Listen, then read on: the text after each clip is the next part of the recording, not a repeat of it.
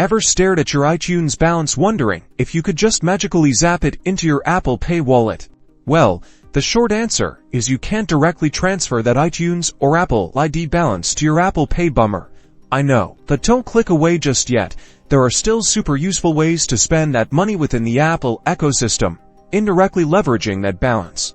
First up, apps. Head to the App Store. That balance is perfect for buying new apps, in-app purchases, or even games. Next, music and subscriptions. Open Apple Music. Your iTunes balance can cover your monthly subscription or let you buy individual songs and albums. Need more iCloud storage? Problem solved. Your Apple ID balance can easily upgrade your storage plan, keeping all your photos and files safe and sound. Don't forget Apple TV. Catch up on your favorite shows or discover something new. The funds in your Apple ID can pay for the subscription. Remember, almost anything you buy within an app, whether it's extra lives in a game or a premium feature, can usually be paid for with your Apple ID balance. So, while you can't directly move it to Apple Pay for that coffee, your iTunes or Apple ID balance is still a goldmine for all things Apple. Now go put that money to good use.